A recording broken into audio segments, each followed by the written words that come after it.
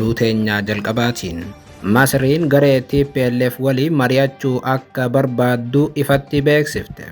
Itoophiyaa fi Masrii gidduutti muddamni hammaachuu hordofee Masriin TPLF barbaaddeetti. Warri Masrii maaliif TPLF waliin mari'achuu barbaadanii gabaasa bal'aa dhageessu. Oduudhuma walqabateen baqattoonni Itoophiyaa Masrii keessa jiraachaa jiran gabbaanee deebi'uun sodaa nutti ta'ee jedhan guutuu isaa qindeessineerra. Oduu biraatiin godina Wallagga Bahaa Kiramuutti haleellaa raawwatameen bulchaan gandaatii fi hoogganaan paartii ajjeefaman gabaasa bal'aa dhageessu. Oduu biraatiin magaalaa Gondaritti walitti bu'iinsa tibbana gaggeeffamaa jiruun namoonni hedduun ajjeefaman. Gareen faannoo naannoo Amaaraa keessatti haleellaa raawwachaa jiruun namoota naga'aa osoo hin hambisin ajjeesaa jirti jedhameera.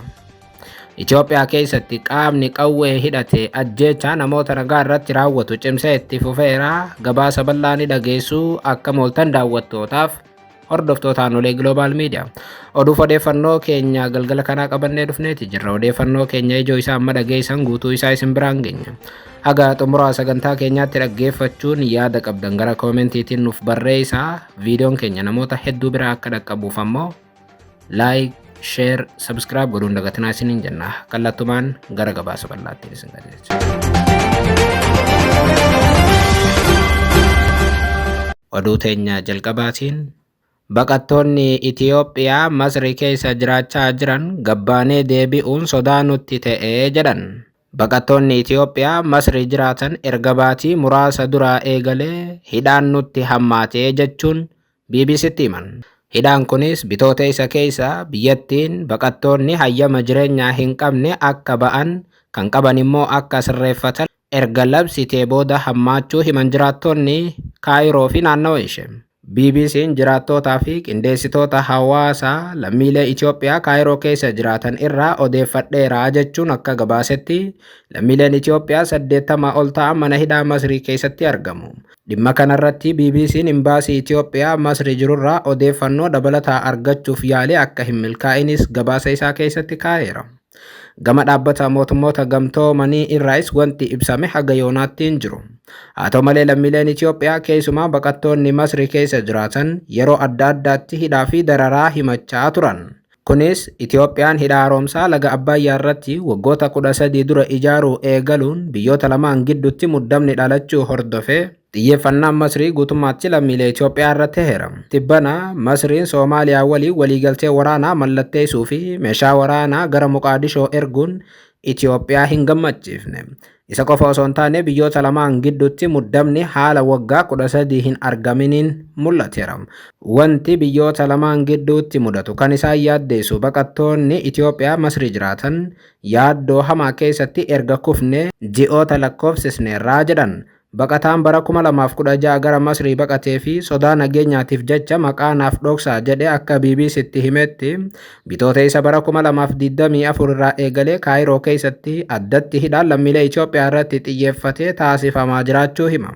Hidhaan kunis namoota hayyama jireenyaa hin qabnes ta'e kan qaban kan dabalatu akka ta'e namni kun ni dubbata. Rakkoon tibbanaa kun namoota waraqaa hin qabne qabuudhaan gara biyyaatti deebisuu qofa utuu hin taane kanneen osoo hayyama jireenyaa seera qabeessaa qabanillee hidhamaa jiru jedha baqataan BBC'n dubbise kun. Kun immoo lammiilee Itoophiyaa biyyattii keessa jiraatanitti yaaddoo fi sodaa guddaa uumuus dubbata. Namni osoo waraqaa jireenyaa qabu hidhamuun yaaddoo guddaadha kan jedhan baqattoonni Itoophiyaa Masrii jiran sababa kanaaf gabbaanee hojjannee galuudhaaf yaaddoofneerraa jedhan. Ofitti amanamummaan gabbaatee ol deebi'uu hin dandeessu. Darbee mana jireenyaa sakatta'uunis jira jechuun haala achitti deemaa jiru dubbatan. Kana qofa osoo hin taane Soomaaliyaa keessattis haaluma Masrii fakkaatu kanaan baqattoonni sodaa keessatti argamu. Soomaaliyaan ammoo guyyaa kaleessaa gama ministeera dhimma alaa isheetiin deebii kenniteen baqattoota Itoophiyaa waan tu'inuuf hin qabnu jettee turte. Oduudhuma walqabatuun Masriin garee TPLF waliin mari'achuu akka barbaaddu ifatti beeksifte. Tibbana erga hoogganaan garee TPLF Dr. Dabratsiyoon Gabramikaa'el Eertiraa waliin marii taasisaa turuu himanii booda ture.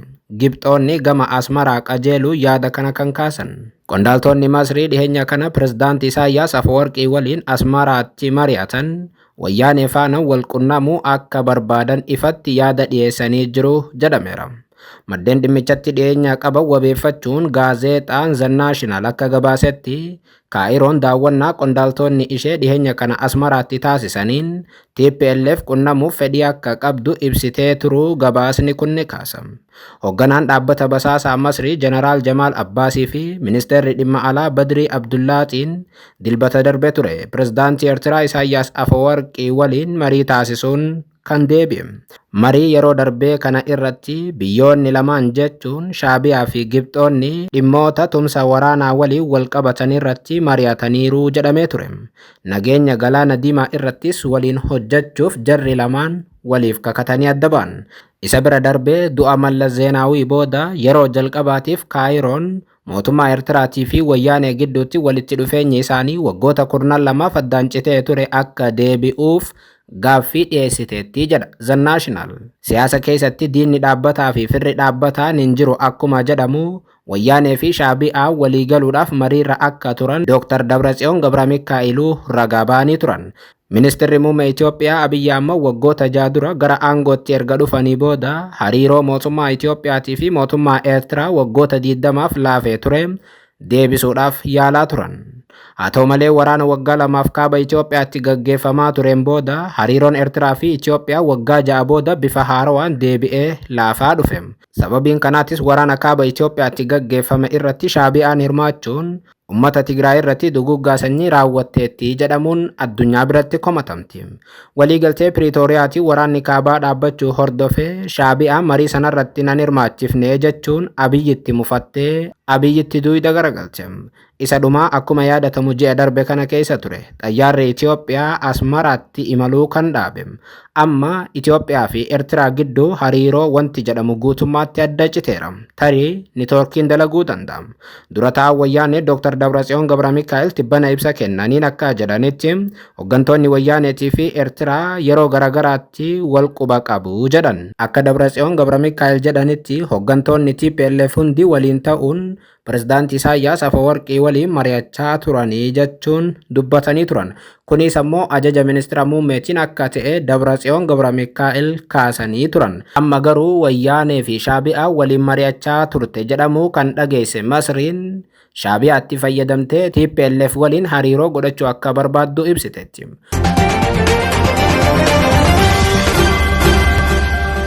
Oduu biraatiin godina Wallagga Bahaa Kiramuutti haleellaa raawwatameen bulchaan gandaatii fi hoogganaan paartii badhaadhinaa ajjeefaman. Oromiyaa keessatti qaamonni hidhatan 3 ajjeechaa nama nagaa irratti raawwatan itti fufaniiru. Haaluma kanaan godina Wallagga Bahaa aanaa Kiramuutti haleellaa fulbana 14/2024 raawwatameen lubbuun aanga'oota sadarkaa gandaarra jiranii 2 darbeeti jira. Haleellaa jiraattonni hidhattoota finxaaleeyyii faannootu raawwate jedhan kanaan bulchaa gandaa tokko irratti miidhaan dhaqqabeera. Jiraataan godina Wallagga Bahaa Girmaa Tafarraa jedhaman Addis Istaandardiitti akka himetti haleellaan kun aanaa Kiramuu ganda margaa jireenyaa keessa iddoo Kutii jedhamutti raawwatamee jedhan. Haleellaa kanaan firoottan isaanii jalaa ajjeefamuu kan hime Girmaan. Kanaanis itti gaafatamaa bulchiinsa Siree Dooroo kan ta'an obbo Alamiroo Rattaa fi hoogganaan paartii badhaadhinaa Siree Dooroo Akililuu Fiqaaduu akka ta'an dubbatan. Obbo Akililuu Fiqaaduun haleellaa kanaan miidhaan cimaan irra ga'ee hanga fulbana 15/2024 lubbuun isaa darbutti wallaansa fayyaa argachaa turuu Girmaan himaniiru.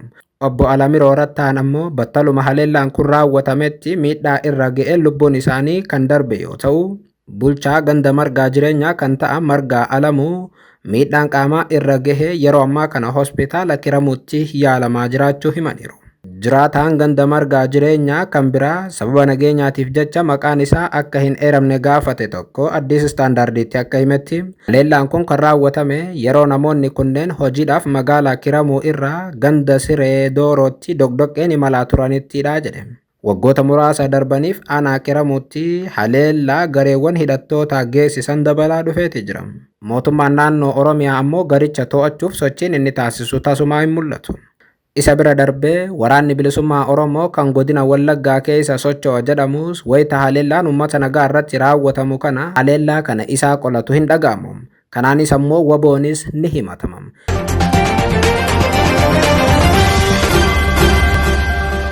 Oduu teenya xumuraatiin naannoo Amaaraa magaalaa Gondaritti walitti bu'iinsa gaggeeffamaa jiruun namoonni hedduun ajjeefaman. Naannoo Amaaraa magaalaa Gondarii fi naannawaa isheetti tibbana humnoota mootummaatii fi hidhattoota finxaaleeyyii faannoo gidduutti lolli cimaan gaggeeffamaa akka ture jiraattonni himaniiru. Lolli kun teessoo godina Gondar kaabaa kan taate Dabaarq akkasumas ammoo Dabaatii fi Ambaa Giyoorgis keessatti gaggeeffamaa kan ture yoo ta'u, har'a immoo magaalaa Gondar keessatti walitti dhukaasni jiraachuu jiraattota wabeeffachuun BBC'n gabaaseera. Ogeessi fayyaa hospitaala Dabaarq keessa hojjetan tokko magaalaan Dabaarq guyyaa guutuu dhukaasaan raafamaa akka oolte dubbataniiru. Lola cimaa gaggeeffamaa tureen wiixata fulbana 6 bara 2017 akka lakkoofsa Itoophiyaatti namoonni 20 ol miidhaan irra gahee hospitaala geeffamuu himan. Haaluma wal fakkaatuun har'a fulbana 7 madoon hedduun gara hospitaalaatti deemaa akka jiran eeruun namoota hospitaalatti wallaanamaa turan keessaa 2 battalumatti lubbuun isaanii darbuu himaniiru. Haa ta'u malee namoonni hedduun walitti bu'iinsa kanaan miidhaan cimaan irra gahee osoo mana yaalaa hin deemin du'uu isaanii ogeessi fayyaa kun eeraniiru. Jiraataan maqaan isaanii akka hin eeramne gaafatan tokko har'a qofa mana amantaa Mikaa'elii Dabaarqitti namoonni 15 awwaalamuu isaanii ijaan arguu dubbatan. Haaluma wal fakkaatuun magaalota Dabaatii fi Ambaa Giyoorgis keessatti walitti bu'iinsa cimaa itti fufee jiruun lubbuun namoota darbuu fi jiraattonni gaara baadiyyaatti dheessaa jiraachuu BBC'n jiraattota wabeeffachuun gabaaseera.